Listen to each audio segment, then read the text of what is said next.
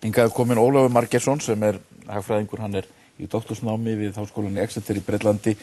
Hún komið hér fram í þættinum svona í mýflugumynd aðeins í símaviðtali fyrr í vetur en hér hann kominn svona í holdinu. Sæll vertu Ólafur. Sæll. Við ætlum að tala lífeyrissjóðakerfið og þú hefur nú verið að skrifa dálítið það á vefinn Pressuna. Svona þín meginkenning nú eiginlega í kannski tvíþætt, annars vegar sú að lífeyrissjóðakerfið gangi ekki upp til langs tíma og það sé ekki sjálfbært. Og hins vegar hefur verið að skrifa mikið þessa 3,5% ávöxtunarkröfu sem að lífeyrissjóðirnir hafa og þú telur að hún sé algjörlega ómöguleg og hún sé mjög skaðleg fyrir hagkerfið á Íslandi. Já, ég kallaði lífeyrissjóðakerfið það sem hefur stundum verið kallað Ponzi-píramídi og það er kannski réttast að ég skýri hvað Ponzi-píramídi er. Það oftast nær talað sem sagt Ponzi-píramídi sem fjármálasvindl. Það þarf ekki að vera. Þetta í rauninni bara samnefnari yfir hvers konar fjárhagslegt skipulag sem byggist á því að inngreiðslur verða að vera nægilega miklar og í rauninni í vaxandi mæli yfir langan tíma til þess að það sé fjármagnaðar útgreiðslur úr þessu samankerfi. Þannig get ég búið til svindl í rauninni með því eða í rauninni þetta ósjálfbæra kerfi með því að lofa fyrir hárri ávöxtun. Fólk í upphafi tilbúið til þess að greiða inn í þetta kerfi af því að það von það að fá þessa háu ávöxtun. Og ég get staðið við þetta loforð á meðan nýir einstaklingar og fjárfestar eru að borga inn í þetta kerfi hjá mér. En þegar hægist á inngreiðslunum og ég hef ekki nægilega mikið af inngreiðslum til þess að fjármagna útgreiðslunar með við það loforð sem ég hef gefið, þá hrynur bara kerfið saman. Og þetta í rauninni það má eiginlega hugsa það þannig að þetta sé svona eins og skolpkerfi, bara með öfugum formerkjum. Ef skolpkerfið næri ekki að veita regnvatninu út úr sér nægilega hratt, þá fyllist það og það verður flóð. En hérna það þannig að það ekki nægilega mikið af inngreiðslum og í rauninni ávöxtun á iðgjöld sjóðsfélaga til þess að sé hægt að standa við þau loforð sem hefur verið gefin lífeyri í framtíðin. En nú þetta kynnt sem kerfi þar sem að við séum öll að safna í sjóð. Og við borgum í kerfið í þeirri trú að við séum öll að safna í sjóð. Já, það alveg hárrétt en við það samtrygging og ég nota benni, ég aðalega að tala samtryggingarkerfið á Íslandi. Séreignakerfið þannig að sé þeir bara eins og að leggja fé inn í banka og þar ávaxta það bara á sínum forsendum. Og það hárrétt. Íslendingar eiga hreina eign, hrein eign til útgreiðslu lífeyris í dag samkvæmt mati Seðlabankans 852 milljarðar. Og til samanburðar þá framleiða Íslendingar 1500 milljarða vörur og þjónustu að verðmæti 1500 milljarða á ári. Þannig að þetta ríflega landsframleiðsla sem við eigum inn í þessu sjóðum. Og þessu mjög haldið á lofti. Og þetta alveg rétt, en því miður þá ekki búið að taka tillit til þess hvað þarf að borga út úr sjóðan, bæði í dag og sérstaklega til framtíðar. Og þess vegna hverfa þessir 852 milljarðar bara ofan í svarthol, þegar það farið út í það að borga út eins og lofað hefur verið, því miður. Og þetta náttúrulega tengist því að þjóðin verður eldri og það eru fleiri lífeyrisþegar. Það verið að borga lífeyris til fólk sem borgað ekki inn í kerfið við sama mæli og þessum komu síðar. Það annað vandamál sem ég á eftir að koma mig betur inn í. Það þetta samkrull og þetta sambland á almannatryggingakerfinu og lífeyrissjóðakerfinu. En hvað þetta að gera í þessu? Bara því miður. Við höfum bara lofað á miklu og það verður bara að stokka kerfið upp á nýtt. Það bara þannig. Og loforðið hefur og í rauninni hallinn á stöðu lífeyrissjóðanna frá 1997 ef við miðum við verðlag 2010 þá hefur hallinn að teknu tilliti til væntra inngreiðslna og útgreiðslna í framtíðinni þá hefur hann aukist úr 350 milljörðum þetta á verðlagi ársins 2010 upp í 780 milljarða árið 2009 í dag. Það ekki búið að gera úttekt sjóðanna fyrir árslok 2010 byrjun janúar en í árslok 2009 þá var þetta Þetta svolítið mjög stóra fjárhæðir sem mun vanta upp á. hver Íslendingur þyrfti að vinna kauplaust frá 1. janúar til 30. júní til þess að geta lokað þessu gati. En þú veist, nú hefur verið að vekja athygli á þessu, hefur fengið eitthvað viðbrögð frá lífeyrissjóðakerfinu? Já, ég hef fengið það, en því miður þá, það er aðalega Gylfi Arnbjörnsson sem hefur svarað mér og Bjarni Þórðarson. Þeir hafa beint sínum greinum sérstaklega til mín og vísað í mína greinar og fleira. En því miður þá hafa þeir ekki verið að vísa í þau gögn sem ég og í rauninni margir aðrir sem hafa verið að verið í sambandi við mig, það er alltaf verið að tala um að það vantar gögnin. Og ég skal glaður éta allt það sem ég hef sagt ofan í mig með glöðu geði. Ef tryggingastarfræðingur eða einhver forsvarsmaður lífeyrissjóðanna getur stigið fram og sýnt það með vísan í gögn sem ég get síðan sannreynt og aðrir sem eru í þessu líka, að staðan sé mun betri heldur en en já, þangað til á í rauninni er eiginlega ekkert annað hægt að gera heldur en að horfa áfram á martröðina. Segðu mér annað, þú ert í rauninni að segja að þetta kerfi sé raun. Já, ég er í rauninni að segja það. Þessi 3,5% ávöxtunarkrafa sem lífeyrissjóðirnir gera, og við erum nú að horfa á það að hún hefur meðal annars þau áhrif að lífeyrissjóðirnir treystu sér ekki til að fjárfesta hérna í vegagerð og svona og svo framvegis. Þú hefur haldið því fram að hún sé kæfandi fyrir hagkerfið. Já, það er einfaldast að hugsa þetta þannig að ef þú ætlar að taka lán á Íslandi, lífeyrissjóðirnir þeir eru algjörir risar á fjármagnsmarkaði. Þeir eiga helming af öllum verðbréfum sem eru skráðir í Kauphalli Íslands. 60% af allri fjármögnun Íbúðalánasjóðs kemur frá sjóðunum og meira en 75% af öllum fyrirtækjaskuldabréfum sem gefið út á markaði eru í eigu sjóðanna. Þetta er svona ofboðslegt. Og til viðmiðunar þá var markaðshlutdeild Haga árið 2006 50% af landinu öllu. Þannig að á dagvörumarkaði. Þannig að hlutdeild lífeyrissjóða á fjármagnsmarkaði á Íslandi er stærri heldur en hlutdeild Haga var á dagvörumarkaði árið 2006. Og það er svona bara til viðmiðunar. En 3,5% þau eru kæfandi vegna þess að til þess að lífeyrissjóðirnir geti staðið við þau loforð sem lög og reglugerðir segja þeim að uppfylla, að verða þeir að ná þessu 3-4% ávöxtun. Og raunar í dag, vegna þess að gatið er komið upp í 780 milljarða, þá þurfa þeir hærri ávöxtun til þess að saksa á gatið, vitanlega.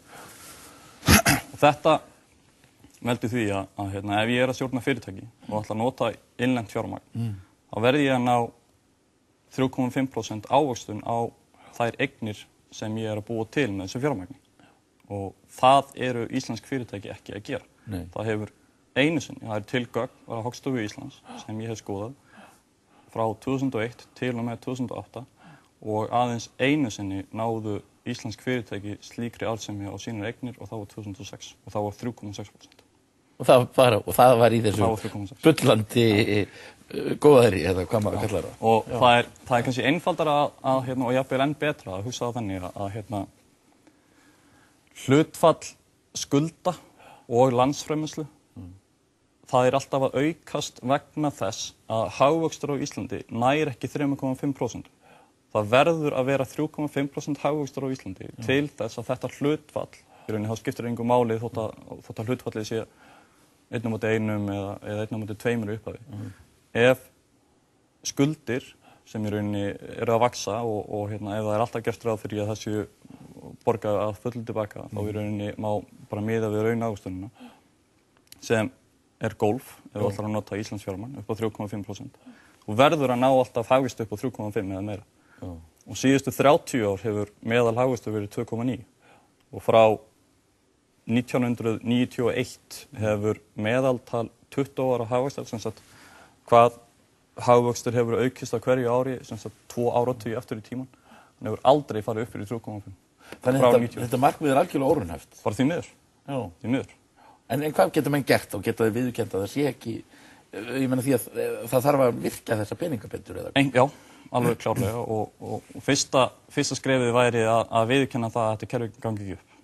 Og annað skrefið væri að reyna að taka sem mest í rauninni, eða draga úr því höggi sem lífeyrishafar og þeir sem eru að fá lífeyri í dag munu þurfa að taka á sig ásamt að sjálfsögðu öllum þeim sem voru að búast við því að þetta kerfi myndi ganga upp.